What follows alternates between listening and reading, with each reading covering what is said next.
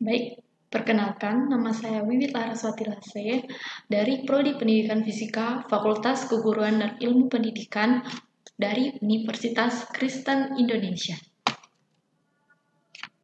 Baik, di sini saya akan membahas tentang probabilitas.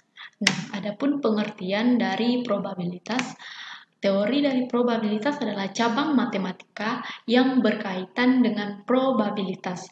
Nah, di sini meskipun ada beberapa interpretasi probabilitas yang berbeda, teori probabilitas ini memperlakukan konsep tersebut secara matematis yang ketat dan mengungkapkan melalui serangkaian aksioma.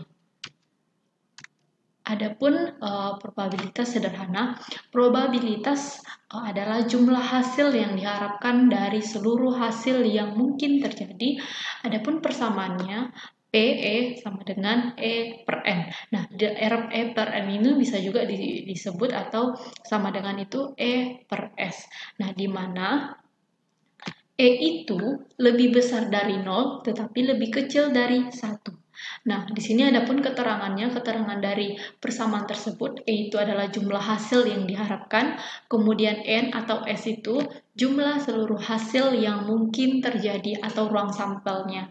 Nah, peristiwa bukan E. Nah, di sini kita lanjut, adapun fungsi dari probabilitas. Nah, fungsi dari probabilitas itu apa sih? Fungsi dari probabilitas itu adalah fungsi acak yang dapat digunakan untuk peluang suatu kejadian atau variabel acak. Nah, di sini biar kita lebih mengerti, kita akan masuk ke contoh soal. Adapun contoh soalnya contohnya adalah ini ada data, nilai dari 50 itu ada 5 orang, kemudian 60 ada 3 orang, 70 ada 2 orang, kemudian 82 orang. Nah, di sini pertanyaannya dari soal tersebut ini, dari data tersebut ini, pertanyaan yang pertama itu adalah peluang mendapatkan nilai 50, 60, 70, 80 ini berapa, kayak gitu. Kemudian yang B itu adalah kita akan mencari tentang standar deviasi. Nah, di sini penyelesaian dari untuk mencari peluang ada sendiri 50. 50 itu akan dibagi dengan jumlah keseluruhan. Di sini. Ini jumlah dari 50 kemudian dibagi dengan jumlah dari keseluruhan. 5 tambah 3 tambah 2 tambah 2 itu jumlahnya 12, berarti 5 dibagi 12, 3 dibagi 12, kemudian 2 dibagi 12, 2 dibagi 12 artinya dia selalu dibagi 12 karena jumlah keseluruhannya itu adalah 12.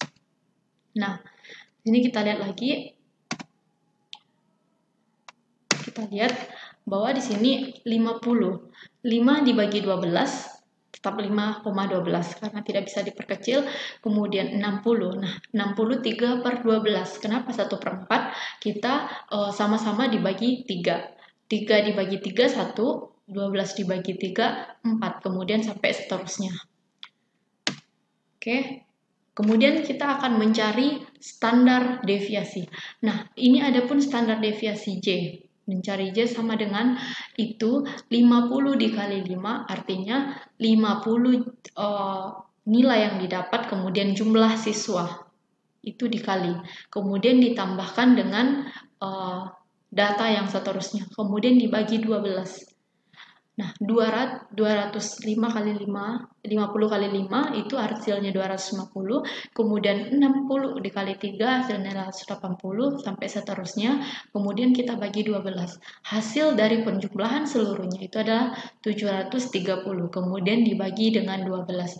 Hasilnya sama dengan 60,83. Kemudian kita perkecil lagi menjadi 3.700,28. Lanjut. Nah, selanjutnya kita akan mencari J kuadrat. Artinya J-nya dikuadratkan. Kemudian di sini rumusnya adalah 1/N sigma J kuadrat N J. Nah, di sini 1/12. Kemudian kita masukin bahwa nilainya seperti ini kan nilai, kemudian kita kuadratkan karena di sini J kuadrat, kemudian dikali dengan jumlah siswa yang mendapat nilai 50. Kemudian 60 dipangkatkan 2 karena apa? Karena di sini juga J kuadrat. Kemudian semua nilai atau semua nilai yang didapat ini kita pangkatkan 2. Kemudian ini adalah jumlah siswa yang mendapat nilai tersebut. Jumlah mendapat nilai 60, 2 yang mendapat nilai 70, kemudian seterusnya. Kemudian tetap 1/12, kemudian kita kalikan, ini hasilnya 12.500, kemudian ini 60 kuadrat dikali 3, ini hasilnya 10.800, kemudian 70 dipangkat 2 kali 2, 900, kemudian 80 pangkat 2 dikali 2, 12.800, kemudian di sini sama dengan masih 1/12. Kemudian jumlah dari semua nilainya artinya dijumlahin.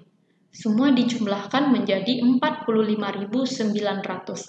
Nah, kemudian 1 dikali 45.900 di sini 45.900, kemudian dibagi dengan 12 sama dengan hasil akhirnya yaitu 3.825.000. Baik, sampai di sini penjelasan tentang probabilitas. Sekian dan terima kasih.